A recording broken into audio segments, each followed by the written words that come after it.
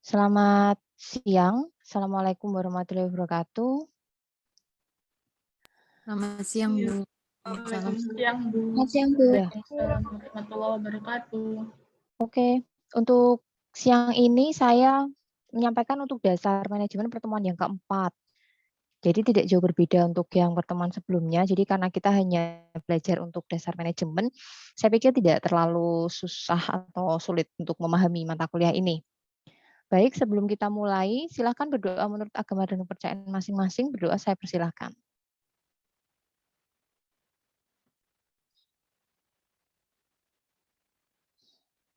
Baik, berdoa selesai. Terima kasih. Untuk pertemuan yang keempat ini, kita akan membahas berkaitan dengan apa sih? Manajemen sumber daya manusia.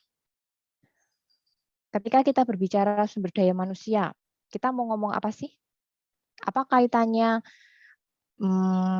manajerial dengan sumber daya manusia ini? Atau kenapa kita perlu belajar manajemen sumber daya manusia? Ada yang memberikan pendapatnya?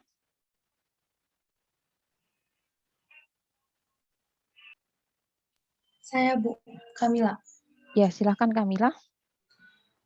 Karena menurut saya untuk pemanfaatan sumber daya manusia juga membutuhkan perencanaan dan penyusunan yang tepat atau pemanajemen yang tepat. Terima kasih. Oke, baik. Terima kasih Kamila. Jadi kita perlu mengetahui peran dari masing-masing bagian seperti itu ya. Karena ketika misalnya seorang itu ditempatkan dalam posisi yang tepat, nanti harapannya dia dapat memberikan manfaat yang berlebih. Kan harapannya seperti itu. Begitukah Kamila? Bahasa mudahnya maksud saya. Ya, begitu Bu.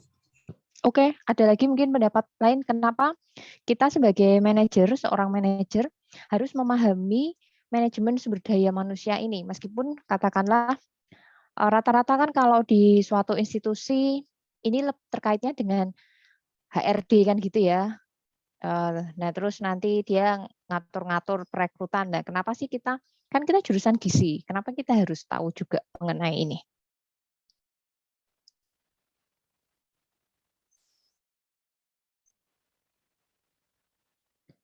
Saka Sahira mungkin?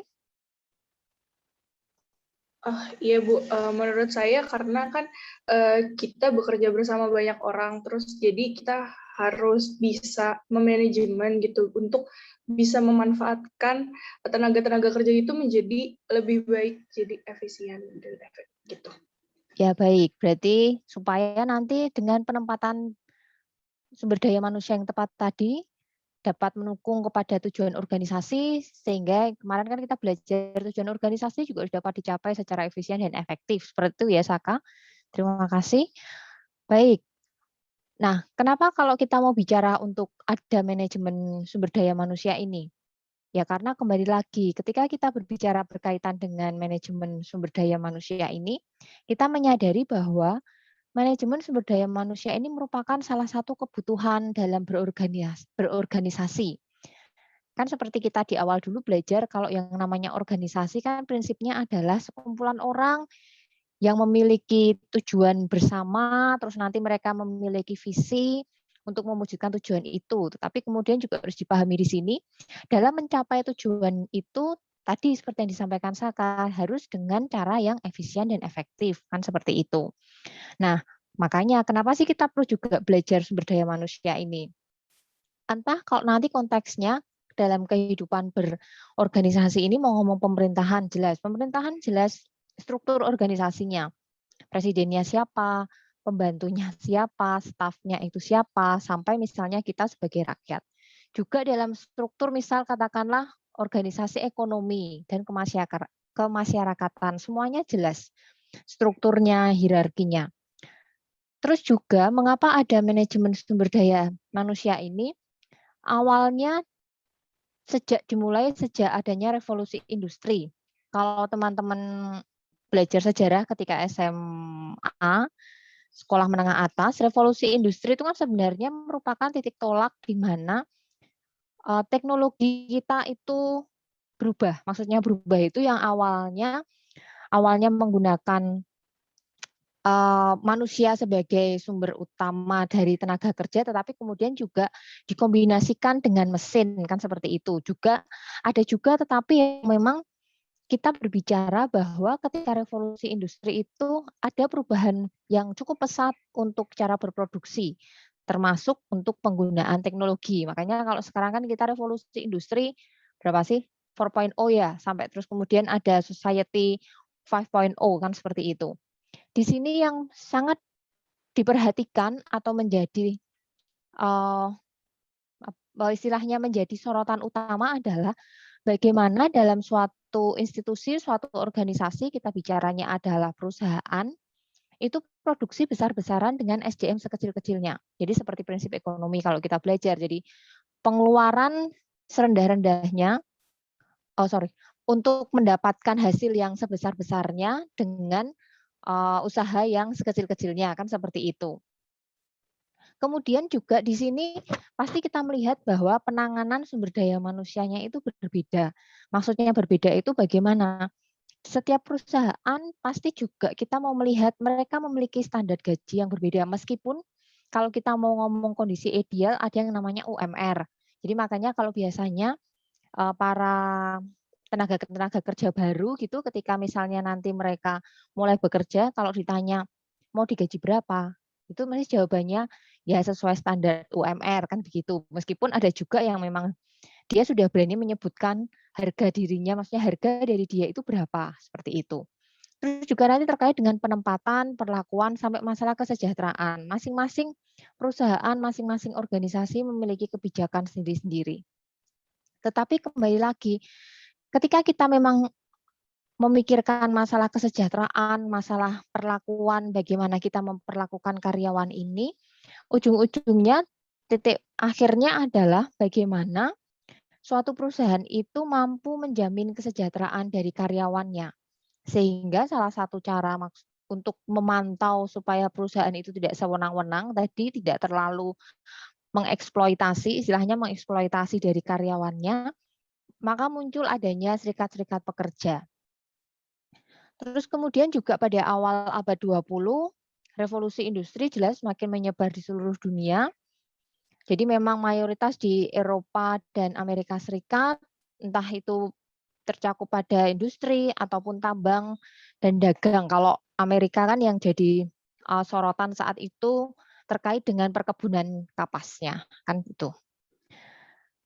Ketika kita juga belajar untuk dasar teori manajemen sumber daya manusia ini, kita menyadari bahwa seorang manajer yang baik itu lepas dari apapun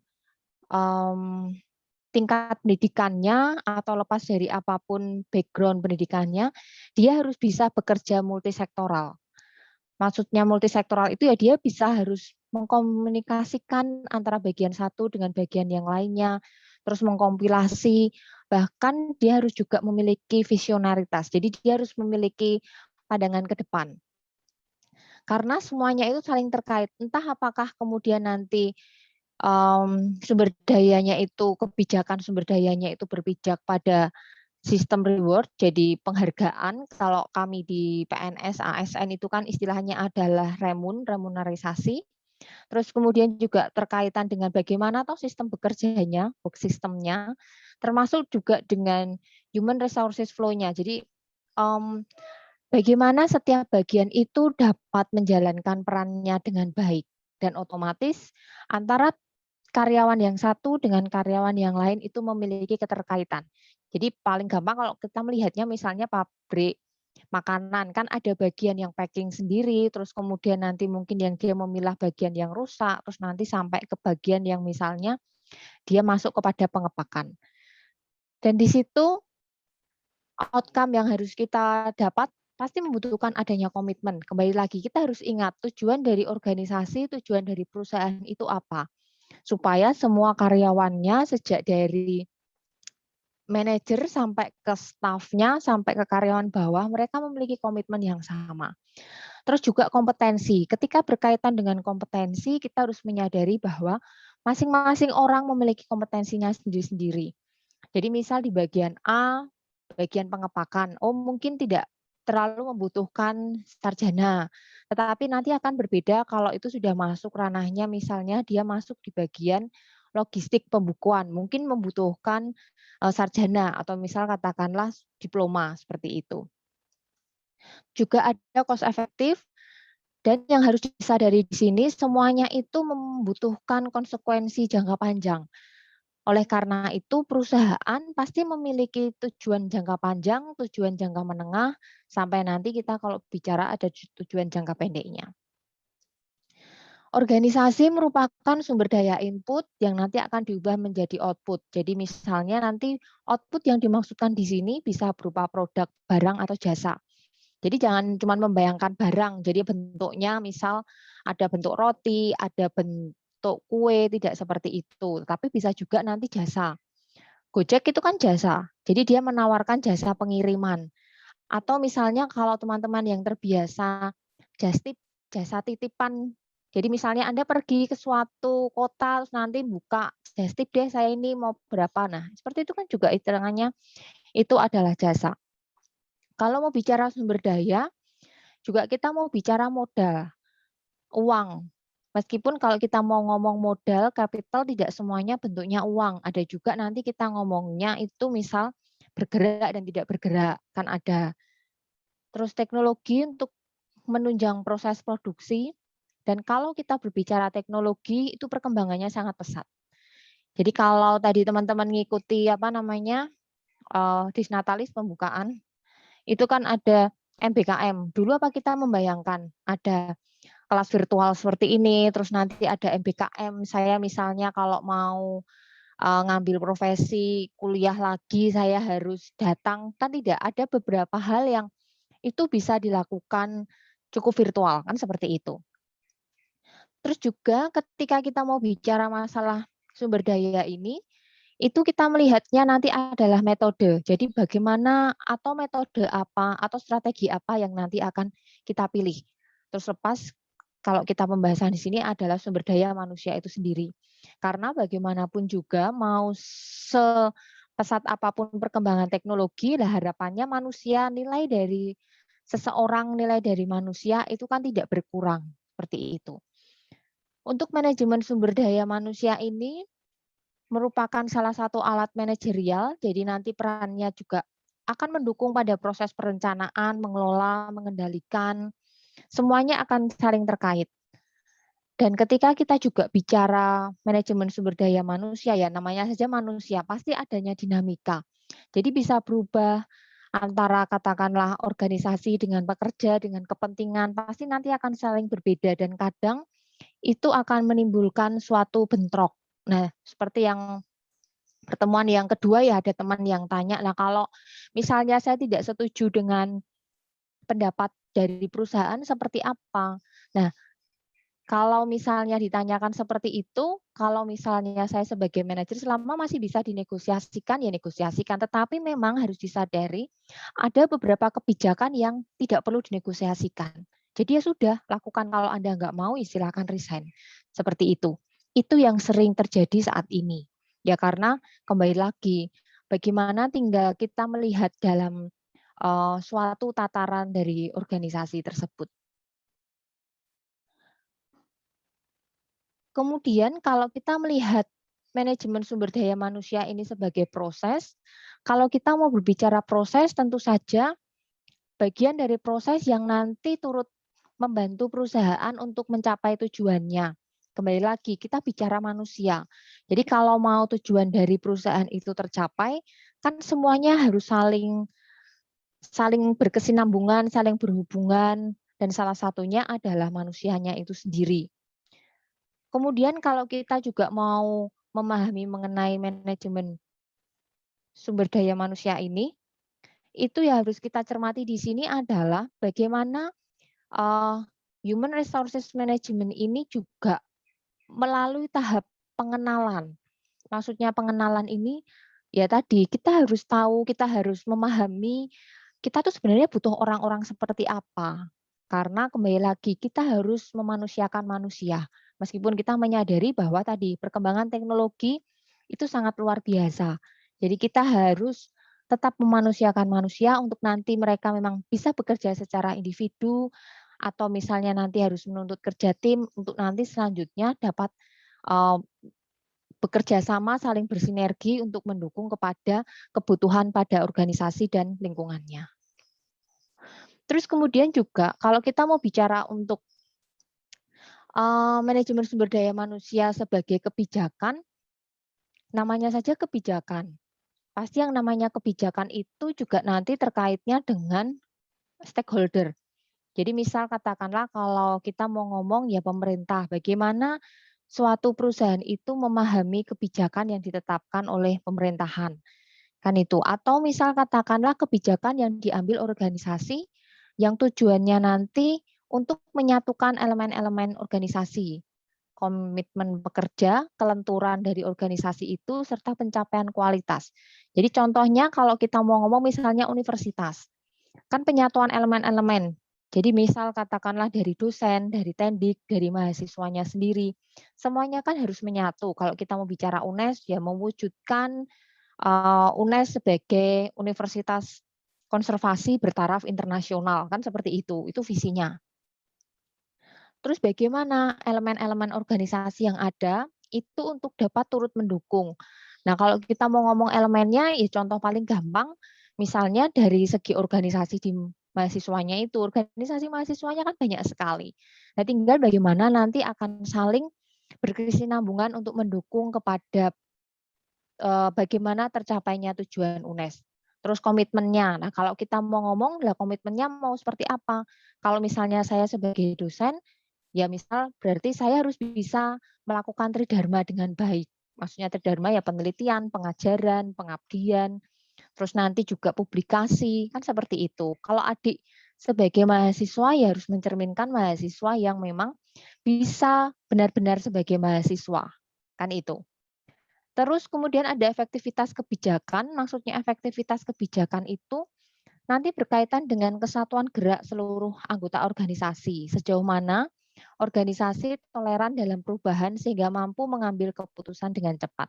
Nah, tadi maksudnya, kalau semisal katakanlah UNES itu hanya cukup puas di LPTK, LPTK itu kan istilahnya universitas yang mendidik calon pendidik, calon guru. LPTK, tetapi UNES mau berubah. Jadi dia mulai menerima misal katakanlah gizi. Kita kan tidak jadi guru, kan seperti itu. Terus sekarang kan juga UNES mau berubah menjadi PTNBH. Jadi seperti itu. Jadi bagaimana organisasi itu juga menjawab perkembangan zaman yang ada. Terus juga tingkat kualitas luaran organisasi, nah kembali lagi. Kalau misalnya pengen menjadi PTNBH, pengen tidak hanya mencetak tenaga guru, ya pasti harus memiliki suatu tolok ukur parameter tertentu. Fungsi dari manajemen sumber daya manusia, itu yang harus dipahami di sini adanya perencanaan. Jadi perencanaan kebutuhan sumber daya manusia. Perencanaan dan perawalan permintaan tenaga kerja organisasi, baik dalam jangka pendek ataupun jangka panjang. Jadi harus tahu, saya mau merencanakan kebutuhan saya berapa. Contoh paling mudah misalnya di gizi. Kalau di gizi itu kan kita melihatnya adalah jumlah dosennya. Jadi jumlah dosennya itu berapa. Terus nanti kan pengennya itu memiliki prodi profesi. Jadi misalnya ketika nanti adik lulus sarjana gizi, nanti kita langsung memiliki profesi. Jadi nanti adik bisa langsung ambil register dietitian. Nah, di situ kan perlu melihat jangka panjangnya. Jadi jangka panjangnya itu nanti kita harus mempertimbangkan berapa lama toh, tetapi juga yang jangka pendeknya sekarang tenaga dosennya apakah kita sudah memiliki yang RD. Kalau belum ada, yang ada itu siapa yang bisa sekolah, kan seperti itu. Itu harus sudah direncanakan. Terus kemudian juga ada analisis jabatan dalam organisasi. Jadi kalau kita mau berbicara analisis jabatan ini, tujuannya apa? Ya kembali lagi, ketika kita bisa mengetahui kebutuhan, terus nanti selanjutnya dia mau menduduki jabatan apa, harapannya kan dapat sekaligus menentukan tugas. Terus tujuan, keahliannya, pengetahuan yang dibutuhkan seperti apa. Tadi misalnya, ingin membuka program studi profesi gizi, jadi register dietitian. Butuhnya apa toh? kaprodi, atau misalnya butuhnya hanya kepala departemen, tidak sampai ketua jurusan. Terus kemudian tujuannya apa? Keahliannya apa? Keahliannya misalnya dia harus menempuh pendidikan register dietitian, atau misalnya dia harus sudah praktek di rumah sakit berapa lama, atau misalnya keahliannya dia bisa menguasai gizi klinik berapa kali pertemuan, seperti itu. Pengetahuan dan kemampuan yang dibutuhkan. Terus kemudian juga fungsi dari manajemen sumber daya manusia ini adalah staffing sesuai kebutuhan organisasi. Jadi baik internal ataupun eksternal. Termasuk bagaimana cara perekrutmennya, penarikan calon pelamar pekerjaan. Di sini sejak dimulai tadi, setelah tahu ada rencana, analisis, nanti dibuat pengumuman. Jadi misalnya butuh lulusan gizi yang memiliki gelar RD, ataukah sampai hanya S1, ataukah sampai yang S2, seperti itu. Terus kemudian kalau ngomong rekrutmen, usia biasanya kan seperti itu. Terus nanti kita mau bicara, ada beberapa tahapan, termasuk nanti kalau kita mau ngomong seleksi dari calon atau pelamar yang dinilai paling memenuhi syarat. Jadi pasti nanti akan banyak mulai dari transkrip, ijazah, terus akreditasi perguruan tinggi, akreditasi prodi itu sendiri, terus dia harus lulus tes potensi akademik, minimal TOEFL berapa, seperti itu. Selanjutnya yang jangan dilupakan kalau terkait dengan manajemen sumber daya manusia ini, setelah tadi merencanakan orangnya siapa, merekrut, masuk, ada penilaian kinerja. Jadi maksudnya penilaian kinerja ini juga sebagai gambaran apakah orang yang kita hire, orang yang memang kita pekerjakan itu sesuai dengan yang kita butuhkan. Kalau di pegawai negeri, di ASN, itu kan kami ada istilah SKP. Jadi setiap tahun masing-masing dosen itu memiliki SKP-nya. Jadi misalnya dalam 1 tahun minimal harus melakukan penelitian 2, atau dalam 1 tahun minimal harus publish di jurnal internasional, atau harus melakukan pengajaran minimal berapa SKS, harus melakukan pengabdian berapa banyak, hal-hal seperti itu. Karena sekaligus dalam proses penilaian ini adalah terjadi proses evaluasi. Karena tidak hanya masalah intelektual, kita juga perlu untuk mengevaluasi dari perilaku. Terus juga analisis pemberian motivasi dari perilaku pekerja ini. Jadi kegiatan penilaian kinerja ini dinilai sangat sulit bagi penilai ataupun yang dinilai. Nah, itu masalahnya terkadang ketika misal katakanlah kita untuk menilai seseorang, kalau tidak memiliki batasan indikator yang jelas, nanti jatuhnya adalah subjektivitas. Tetapi harus kita sadari lagi, yang namanya subjektivitas selama memang masih di dalam ada parameter tertentu, nah itu masih bisa diatasi. Terus selanjutnya ada perbaikan kualitas. Di sini menentukan, merancang, mengimplementasikan program pelatihan. Jadi tadi kalau misalnya ada karyawan-karyawan yang kita anggap potensial dan memang dia membutuhkan pelatihan tertentu untuk mengembangkan diri, ya sudah, direkomendasikan saja untuk mengikuti pelatihan tersebut. Terus juga memperbaiki kualitas lingkungan kerja. Jadi maksudnya memperbaiki kualitas lingkungan kerja ini termasuk misalnya untuk menciptakan suatu kenyamanan lingkungan kantor. Jadi apakah akses menuju ke kantor itu mudah, terus kalau biasanya kan kantor itu AC-nya mati atau enggak, sama seperti adik. Kalau kuliah kan nanti nyaman kalau ada AC-nya, kalau ruangannya panas kan semuanya pada sibuk kipas-kipas. Seperti itu, hal-hal sepele seperti itu harus diperhatikan. Memperbaiki kondisi fisik, memaksimalkan kesehatan, keselamatan, apalagi sekarang era COVID, era pandemi, harus selalu dipantau bagaimana kesehatan dari pekerja. Luaran dari hal-hal itu adanya nanti peningkatan perbaikan kualitas fisik dan non-fisik dari lingkungan kerja. Untuk pencapaian efektivitas hubungan kerja, jadi kembali lagi kita melihat bahwa yang namanya organisasi tidak bisa tercapai tujuannya tanpa kerjasama antar lini atau antar sektor. Kalau tadi saya mencontohkan misalnya UNES, ya UNES nggak bisa kerja sendiri, rektornya kan nggak bisa kerja sendiri. Dia membutuhkan kerja dari semua bagian, mau itu dosen, tendik, sampai yang manajerial, jadi dekan, wakil dekan, dan kepala staf yang lainnya. Jadi semuanya itu harus bekerja sama. Makanya kadang ada yang namanya standar operasional prosedur, jadi supaya memiliki standar hubungan kerja yang efektif. Jadi mengakui, menaruh rasa hormat, respect, terus juga ada bisa melakukan bargaining, menetapkan prosedur, bagaimana keluhan pekerjaan. Jadi akan terasa cukup baik ketika keluhan atau istilahnya unek-unek dari karyawan, dari pegawai itu bisa disampaikan. Karena tinggal nanti bagaimana unek-uneknya, apakah itu pantas untuk ditindaklanjuti ataukah itu tidak perlu ditindaklanjuti. Kan itu tergantung pimpinan biasanya kan seperti itu.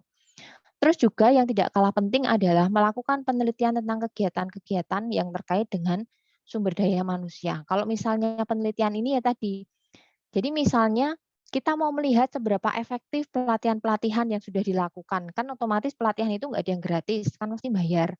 Jadi harus di-arrange, harus direncanakan mulai dari perencanaan. Misal katakanlah untuk biaya pelatihan habis 100 juta, itu untuk berapa orang? Terus nanti imbasnya ke perusahaan, itu orang-orang yang sudah dilatih, sudah mengikuti pelatihan tertentu itu, kontribusinya seperti apa? Kan itu bisa dilakukan penelitian. Kalau ini kita mau bicara tujuan manajemen sumber daya manusia, menurut Kaswe, jadi memberikan pertimbangan manajemen dalam membuat kebijakan.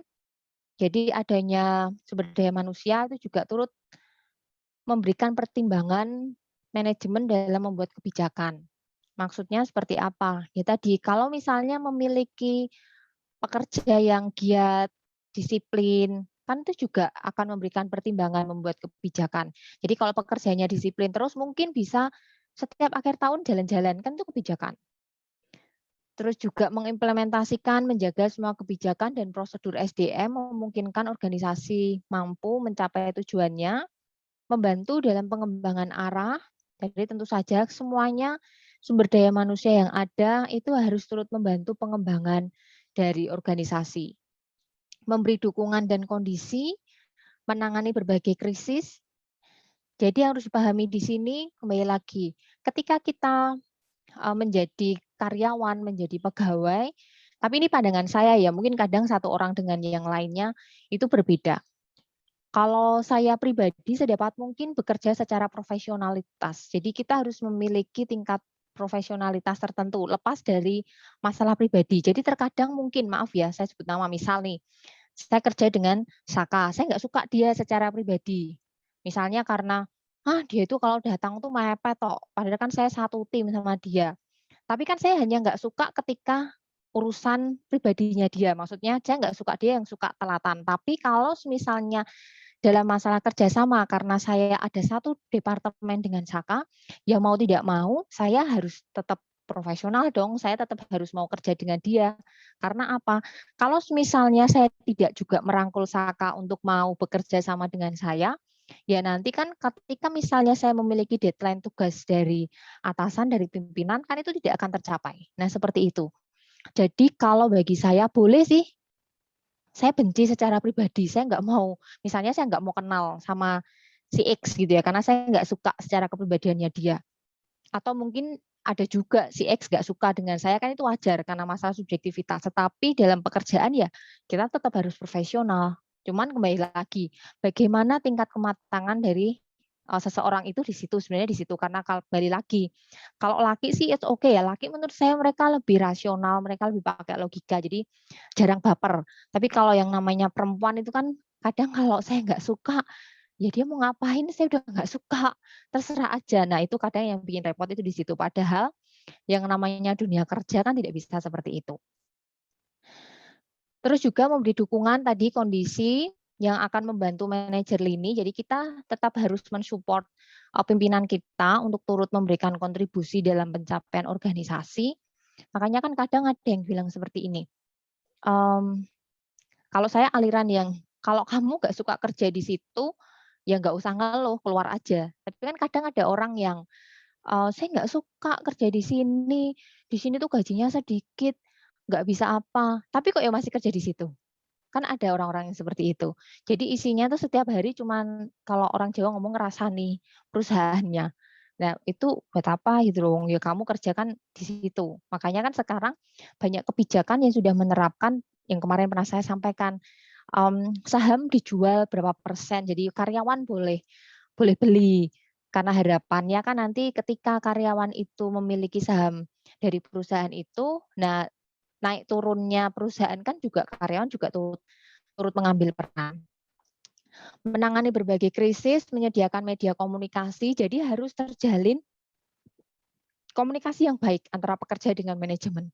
Zaman sekarang kan mau via WA group aja kita bisa menjangkau semuanya. Mau email, mau WA group atau mau software jenis apapun, kita bisa dengan mudah untuk menyampaikan komunikasi. Bahkan kadang mau itu dengan bahasa yang sopan, dengan bahasa yang satir, semuanya bisa tersampaikan. Cuman kalau saya aliran yang agak kurang setuju dengan yang namanya kalau kamu memang masih kerja di situ, kamu menjelek-jelekan lah, kamu kenapa itu? Kenapa nggak keluar aja cari yang lain? Kalau saya lebih ke seperti itu sih. Bertindak sebagai pemelihara standar organisasi dan nilai dalam manajemen sumber daya manusia.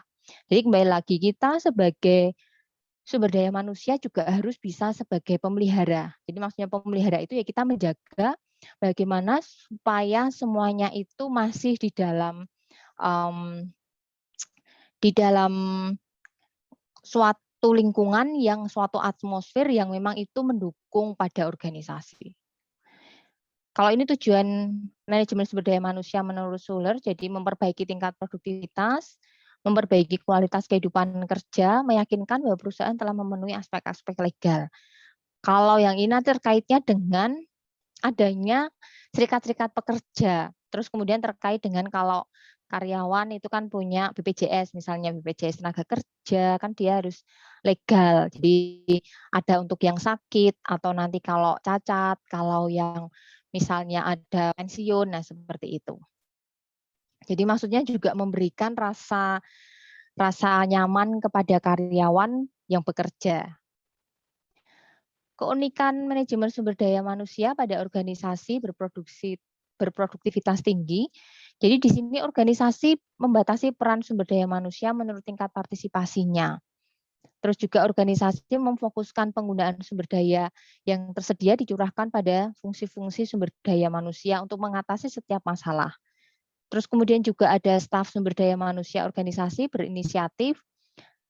Jadi keunikannya itu ya kembali lagi kita itu manusia, kita harus salah satu kebutuhan kita itu kan diakui eksistensi kita, keberadaan kita. Jadi di sini mengizinkan seorang staf untuk berinisiatif.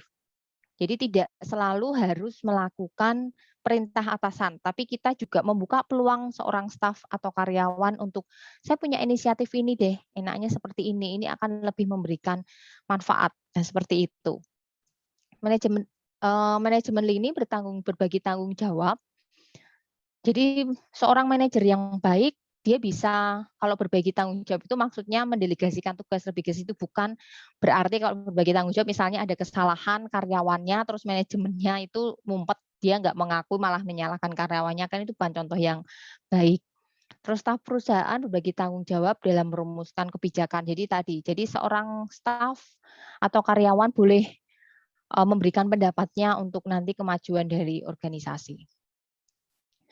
Pendekatan dengan menggunakan manajemen sumber daya manusia sebagai sebuah cara konseptualitas. Terus kemudian ada 4 kegiatan, jadi mulai employee influence, terus kemudian ada human resource flow, reward system, sampai nanti work system. Jadi di sini nanti juga kalau kita mau berbicara masalah strategi, bagaimana sih strategi untuk mempengaruhi pekerja guna mengarahkan pada tujuan ya tadi. Kita harus bisa memikirkan strategi yang efektif, yang efisien. Terus juga alur SDM-nya. Jadi maksudnya alur SDM itu tadi mulai perencanaan. Saya butuh tenaga itu berapa? Untuk apa? Dia akan menduduki jabatan mana? Proses rekrutmennya mau seperti apa? Mau langsung atau getok tular? Maksudnya getok tular itu tidak dibuka umum, tetapi nanti hanya ya ini biasanya perusahaan yang based on keluarga sih. Jadi cuma keluarga. Kalau orang luar agak sulit untuk memperoleh informasi. Seleksi, terus perumusan, sampai nanti analisis jabatan. Terus kemudian sistem penghargaan. Remun, kalau di ASN kan istilahnya remunerisasi, tapi kalau tempat lain mungkin bonus, kompensasi, sistem kerja sehingga SDM nanti bisa menyesuaikan gerak dengan sumber daya yang lainnya. Kembali lagi, yang namanya work system, pekerja, karyawan, itu juga dia harus bisa staff, harus bisa berhubungan dengan berbagai macam bidang yang lain. Maksudnya di bagian-bagian yang lainnya. 4 proses generik untuk MSDM berdasarkan GAGE tadi ada selection, appraisal, rewards, dan development. Jadi seleksi, penyediaan staff untuk mengisi formasi, penempatan, terus kemudian juga harus ada appraisal, dinilai. Jadi kinerjamu itu bagus apa enggak? Ataukah kamu masih harus tetap dipertahankan atau tidak dipertahankan? Terus penghargaan, skema gaji, apakah nanti kalau kamu memenuhi target bisa mengatasi masalah yang ada, dapat tambahan upah, remun, seperti itu. Terus pengembangan sumber daya manusia. Proses pendidikannya, pelatihannya, apakah dia perlu untuk menambah skill tertentu, knowledge-nya seperti apa, terus kemampuan kapasitasnya bagaimana. Tapi kembali lagi, ketika seorang karyawan, seorang SD sumber daya manusia itu dikembangkan, ya tentu saja nanti harus selaras dengan perkembangan dan kemajuan organisasi. Jadi misal tadi, misalnya S1 Gizi UNES akan membentuk profesi, jadi akan membuka profesi, dia butuhnya orang-orang yang lulusan register dietitian. Tapi karena saya tidak disekolahkan, tapi saya kan pengen, tapi nanti saya ambilnya misalnya sekolahnya malah magister manajemen. Lah buat apa? Kan butuhnya register dietitian, seperti itu.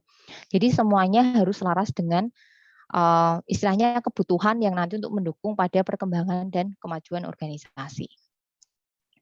Ini untuk kegiatan manajemen dari sumber daya, jadi sebenarnya yang namanya siklus, mau itu ngomong persiapan pengadaan, nanti ada pengembangan, penilaian, kompensasi, sampai nanti hubungan antar pegawai.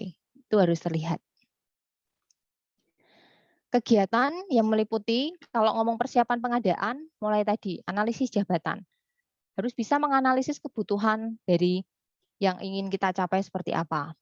Terus perencanaan SDM-nya. Kita butuh SDM berapa banyak? Kita butuh latar belakang pendidikannya apa? Terus bagaimana sistem rekrutmennya? Mau terbuka, mau tertutup, atau mau seperti apa? Terus seleksi. Yang melakukan seleksi siapa? Mau langsung atau hanya berdasarkan nilai rapot, nilai ijazah, atau nanti ada ujian lagi tertulis, wawancara, seperti itu. Terus juga ada program orientasi. Kalau orientasi ini kan istilahnya semacam program pengenalan. Jadi kalau mahasiswa kan apa PPAK atau apa sih MOS ya. Kalau zaman saya dulu MOS, ya ampun, saya zaman kapan istilahnya masih MOS. Seperti itu. Terus juga ada masalah pengembangan penilaian, pelatihan, penilaian, terus juga membantu perencanaan karir pegawai. Jadi harus jelas misalnya, kalau misalnya saya pengen naik pangkat nih, jadi asisten ahli, saya harus capai nilai poin berapa sih? Terus kalau misalnya saya mau dapat lektor nih, saya harus dapat nilai kredit poin berapa? Nah, seperti itu. Semua harus bisa direncanakan. Kompensasi dan perlindungan di sini diperlukan karena untuk mempertahankan dan memelihara semangat kerja dan motivasi. Jadi kembali lagi, kalau misalnya kita kerja tapi saya nggak tahu apakah nanti saya terlindungi atau tidak, itu kan juga membuat saya bekerja menjadi ragu. Jadi kalau misalnya nanti jangan-jangan kalau saya jatuh sakit itu bayarnya pakai uangnya siapa ya? Kalau misalnya nanti saya ada kecelakaan kerja, itu nanti ngurangi gaji saya enggak ya? Nah, seperti itu. Kadang hal-hal seperti itu juga akan turut mempengaruhi pada performa kerja kita. Terus juga kompensasi dan perlindungan ini juga melindungi pegawai dari akibat buruk yang timbul dari pelaksanaan pekerjaan. Jadi tadi misalnya serta menjaga kesehatan pegawai. Sekarang era pandemi, ASN kan sudah dijamin pemerintah. Nanti ada saatnya ASN yang usianya 60 ke bawah yang bukan lansia untuk nanti vaksin seperti itu. Kan yang kemarin didahulukan untuk yang lansia. Nanti ternyata juga ada misalnya kalau katakanlah mengalami kecelakaan kerja, itu kan juga ada perlindungan dan ada kompensasinya. Jadi kita sebagai karyawan itu bekerja juga merasa nyaman. Hubungan kepegawaian, maksudnya kepegawaian ini bagian tadi yang mengatur atau bertanggung jawab, HRD kita ngomongnya, memotivasi pegawai, memberdayakan pegawai. Jadi kita juga bisa untuk memotivasi. Jadi kamu harus ini nih supaya nanti ini, misalnya kalau saya dosen, dulu masih CPNS, setahun yang lalu sih. Enggak sih, saya CPNS 2018.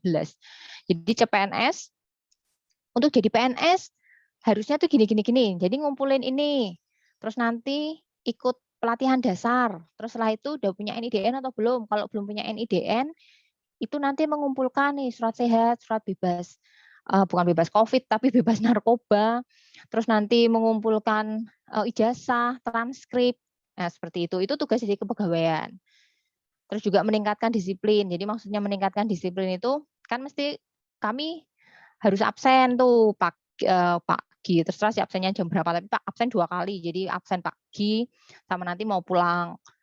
Nah, itu juga kan itu terrecord semuanya, ada batas minimalnya. Kalau warnanya biru atau kalau warnanya merah, warnanya kuning itu juga ada penandanya. Terus juga melakukan bimbingan. Jadi kalau misalnya warnanya merah, itu nanti akan biasanya manajemen akan tanya, kok kamu warnanya merah terus sih? Kenapa? Seperti itu. Terus melakukan kerjasama sinergis dengan serikat pekerja dalam arti saling menguntungkan. Jadi maksudnya di sini ya tadi, yang namanya pekerja itu kan sedapat mungkin memang istilahnya memiliki bukan tepos liro ya, apa sih? Ya satu pengorbanan bersama gitulah ketika supaya nanti tidak merasa ditinggalkan sendiri. Jadi tetap harus memiliki rasa dia bisa bekerja sama dengan bagian yang lain. Terus juga melakukan penilaian tentang sejauh mana manajemen SDM memenuhi fungsinya, termasuk di dalamnya nanti melakukan audit, mengefektifkan dan mengefisienkan semua aktivitas melalui organisasi. Jadi maksudnya tadi, sedapat mungkin semua kegiatan itu harus efisien dan efektif. Jadi kayak misalnya mengumpulkan berkas, tidak perlu kita mengumpulkan hard copy misalnya, cukup scan saja kirimkan sampai pusat, kan tidak perlu. Kayak misalnya buat mengusulkan NIDN, kalau dosen itu kan harus punya NIDN. Itu nggak perlu tuh saya datang ke Jakarta. Cukup melengkapi persyaratan, kirim email, masukkan ke kotak, terus sudah langsung diproses seperti itu. Terima kasih untuk pertemuan yang keempat ini, manajemen sumber daya manusia. Mungkin ada yang mau ditanyakan atau melakukan klarifikasi? Oh, materi sudah saya share di Elena ya, silakan dicek. Pertemuan keempat nggak ada tugas lah. Saya aja masih mikir mau kasih tugas apa ya. Nggak usah, maksudnya kan yang kemarin-kemarin kan juga sudah ada, saya sudah punya 2 nilai kan. Nanti langsung UTS mungkin seperti itu. Tapi nanti saya tanya ke koordinatornya kan juga loh. Ada yang mau ditanyakan? Mohon maaf Ibu, izin bertanya. Ya, silakan adik siapa? Saya bisa lihat. Selamat siang Ibu dan kawan-kawan semua. Perkenalkan saya Syifa Salsabila, izin bertanya Bu. Apakah seorang manajer itu kerap kali mengalami masalah dalam menentukan gaji atau tunjangan, serta faktor apa yang paling mempengaruhi terhadap kejadian masalah tersebut dan bagaimana sikap yang tepat bagi seorang manajer dalam menghadapi masalahnya? Baik, saya manggilnya siapa nih? Salsa. Syifa Salsabila, Bu. Syifa, panggilannya. Syifa. Oke, Syifa. Jadi pertanyaan yang pertama, masalah penggajian ya. Apakah seorang manajer itu penggajiannya berdasarkan apa? Kan seperti itu, gitu ya? Iya. Terus apakah pernah ada masalah dalam, maaf Bu, apakah pernah ada masalah dalam menentukan gaji karyawannya seperti itu, Bu? Oh, kalau mau masalah penentuan gaji sebenarnya begini, Dik, kita harus melihatnya itu perusahaannya tipenya apa. Terus kemudian itu kategorinya perusahaan yang keluarga kah? Keluarga pun kan macam-macam ya masuknya. Ada yang misalnya dia itu kategorinya masuk yang dikelola keluarga tetapi masih hanya secara kekeluargaan. Jadi tidak memiliki ya dia terdaftar sebagai perusahaan tapi bukan yang kelasnya multinasional bahkan yang nasional. Kalau seperti itu kan itu biasanya nanti sistem penggajiannya berdasarkan obrol tanda kutip. Jadi saya mau hire kamu nih. Saya misalnya mau hire Siva, terus tapi saya bisanya cuman kasih kamu gaji sekian. Lah kamu mau apa enggak? Itu ada yang seperti itu.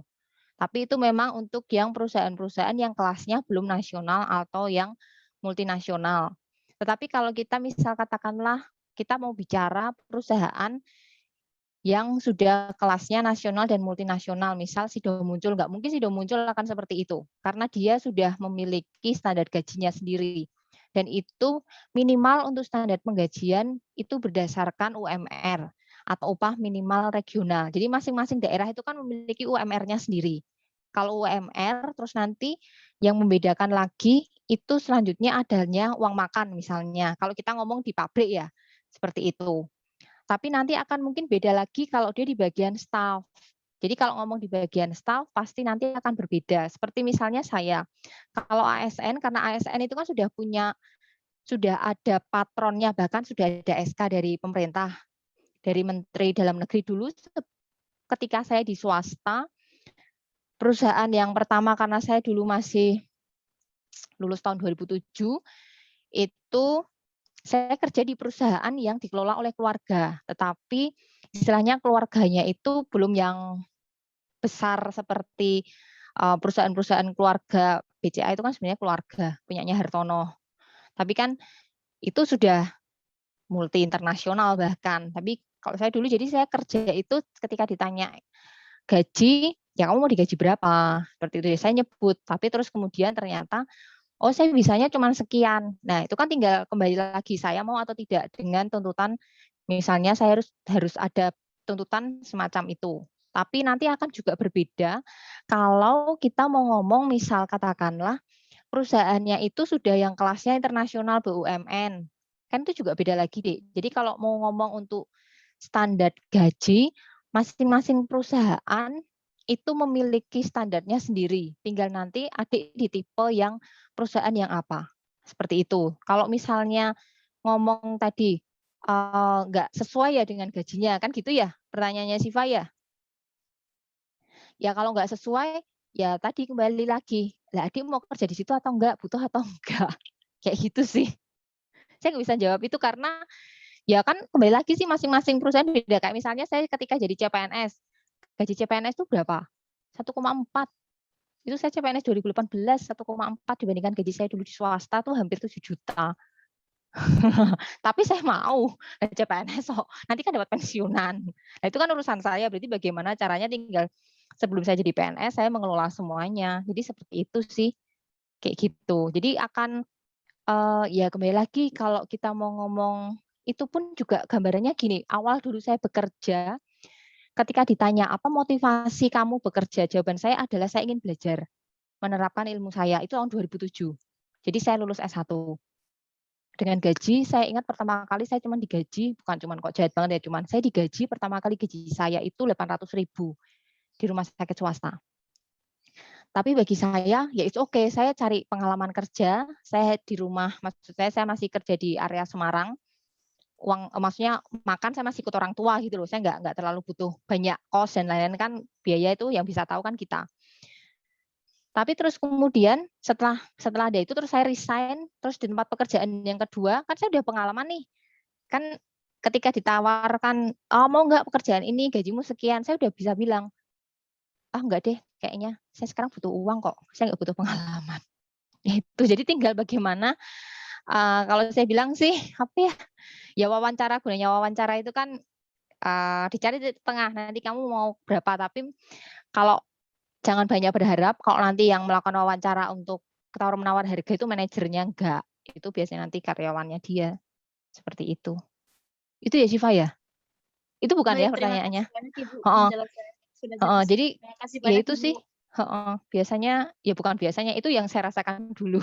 Jadi dulu pertama saya CPNS 2018, jadi saya masih baru di UNES, saya bukan lulusan UNES, jadi ya itu saya dulu gaji saya kenapa sih, tapi ya itu akan berbeda orang kan, karena dulu saya di luar kota, saya kerja itu pindah-pindah kok. Jakarta pernah, Semarang pernah, Jogja. Terakhir saya posisi di Jogja. Saya asli orang Semarang. Tapi terakhir saya kerja di Jogja, terus karena diminta orang tua untuk balik ke Semarang, kan nggak lucu nih wong, maksud saya nganggur gitu. Terus ternyata pas ada bukaan UNES, terus saya masuk, alhamdulillah saya lolos. Ya kayak gitu, itu makanya pertama kali lihat gaji CPNS itu kaget. Dani CPNS 1,4, tapi yang orang yang antri mau jadi CPNS juga banyak gitu. Akhirnya ya sudahlah. Ya gitu, kayak gitu. Ini memang beda-beda sih. itu ya Siva, semoga memuaskan ya. Terima kasih banyak Ibu. Ada lagi mungkin? Ibu, saya izin bertanya. Ya, siapa? Perkenalkan, nama saya Friska Anita. Rizka. Ya, kan semakin lama itu teknologi itu kan semakin berkembang dan lama-lama teknologi akan semakin canggih sehingga di mana kebutuhan SDM itu semakin kebutuhan terkait SDM itu semakin menurun, sedangkan jumlah SDM itu semakin meningkat. Dan bagaimana cara kita manajemen sumber daya manusia di dalam kondisi seperti ini? Kalau untuk itu, bagaimana kita untuk memanajemen yang harus dipahami dulu kalau nanti adik menduduki jabatan manajer, itu apakah memang itu membutuhkan benar-benar tenaga, itu harus dipahami di sini. Terus kemudian ketika misalnya memang, oh saya butuh tenaga. Nah, tenaga itu apakah dia bisa beradaptasi dengan teknologi yang ada? Itu harus dipahami di sini. Makanya kan sekarang itu sebenarnya kalau kita mau ranahnya di tingkat universitas, apalagi sekarang kan eranya MBKM, itu kita tidak hanya dituntut untuk pinter secara intelektual. Jadi IP-nya 4, enggak, tapi kan kita juga dituntut bisa soft skill. Maksudnya soft skill itu ya tadi, bagaimana ketika misalnya kita itu ada perubahan, kita bisa menyesuaikan perubahan itu. Seperti itu. Jadi kalau adik tanya bagaimana caranya, itu lebih kepada masalah survival rate kalau saya bilang. Jadi bagaimana kita, ya kembali lagi, kita mau belajar dengan perubahan itu atau tidak. Seperti itu. Kalau yang secara buku sih kan ngomongnya ya kamu kalau memang pengen menguasai ilmu pengetahuan, ya sebaiknya kamu melakukan hal-hal yang memang mendukung pada bidangmu, kan itu. Makanya kalau ngomong gizi, ya kalau kita mau ngomong gizi, sebagai sarjana gizi, nanti kan adik dituntut untuk bisa sarjana gizi klinik, gizi masyarakat, terus kemudian juga ada gizi olahraga di UNES dan ada MSPM, manajemen institusi. Nah, di situ nanti kan adik juga harus bisa, misal katakanlah kalau nanti kamu punya bisa membuka lapangan kerja. Jadi tidak hanya kamu bisa menjadi pegawai, karyawan, tapi kamu juga bisa membuka lapangan kerja. Nah, paling banyak nanti bisa tuh buka catering, tapi kan kamu juga nggak bisa ngomong, adik nggak bisa bicara catering yang mau disajikan itu catering yang biasa, kan tidak mungkin adik hanya khusus melayani catering untuk anak sekolah yang bentuk-bentuk bento-bento lucu-lucu itu loh, yang setiap setiap anak sekolah mau berangkat jam 6 itu mereka sudah siap. Nah kan itu juga bisa sebagai pangsa pasar. Atau katakanlah nanti adik bisa untuk membuat bahan yang itu dianggap sebagai sampah dalam tanda kutip, tapi itu nanti bisa diolah jadi makanan. Kan semakin lama sekarang aja orang sudah bisa membuat, saya kan sudah pernah cerita mungkin ya, daging tetapi dari bulu ayam. Jadi di Thailand itu membuat daging ayam tapi itu asalnya dari bulu-bulu ayam. Jadi rasanya seperti daging ayam katanya, tapi saya juga belum pernah merasakan sih. Tapi itu aslinya tuh dari bulu-bulu ayam yang sisa-sisa sisa-sisa pembantaian ayam itu yang diolah. Jadi kalau misalnya adik tanya apa yang harus seorang manajer lakukan, ya kembali lagi kita juga harus bisa melihat inisiatif. Dia bisa kasih inisiatif seperti apa. Ketika kita kasih kasus, dia bisa menganalisis kasusnya itu seperti apa. Seperti itu. Kalau saya sih di situ. Terima kasih, Bu. Oke, Friska. Ada lagi? Manajemen ya. Kalian suka ya pelajaran manajemen ya? Pokoknya gizi itu menarik lah. Nanti syukur-syukur ada yang buka catering toh. Terus nanti kalau mau praktek di catering adik kan itu oke tuh. Jadi saya nggak perlu nyari catering-catering lain. Atau jadi dosen juga boleh. Saya butuh teman dosen. Dosen di gizi itu cuman siapa? Mardiana, Pak Irwan. Pak Irwan aja kan ikutnya IKM. Terus Prof. Woro, Bu Galuh. Terus siapa ya? Bu Vinda, Bu Ida. Nanti kan mana tahu adik boleh bergabung. Ada lagi mungkin semester 1 kan adik udah diajar Pak Arif belum ya? Kenal Pak Arif? Tahu Pak Arif kan ya? Pak Arif kan udah pindah. Iya, Pak Arif kan udah pindah tuh ke Kemenkes tuh. Nah, nanti mana tahu penggantinya bisa dari adik kan. Ada yang mau ditanyakan, disampaikan sebelum saya akhiri?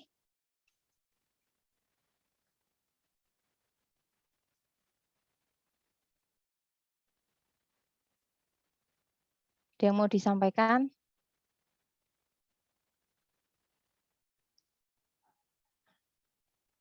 Ada yang mau disampaikan kah? Kalau tidak ada, baik. Saya cukupkan. Baik, kalau tidak ada boleh diaktifkan videonya. Saya mau screenshot sebentar.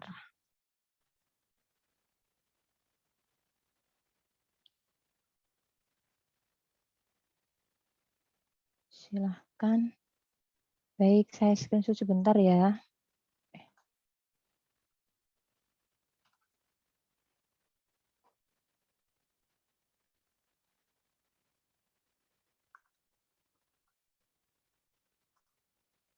Sebentar. Ini salah nih.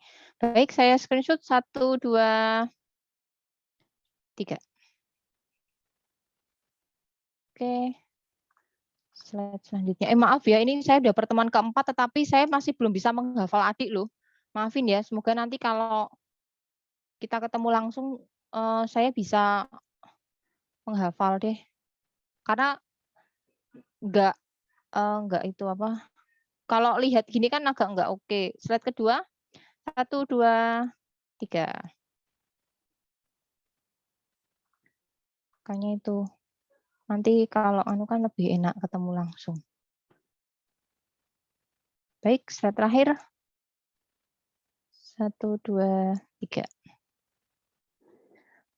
Oke, baik. Terima kasih untuk pertemuan siang ini. Semoga yang saya sampaikan bermanfaat. Jaga kesehatan. Sebelum saya akhiri, silakan berdoa menurut agama dan kepercayaan masing-masing. Berdoa saya persilahkan.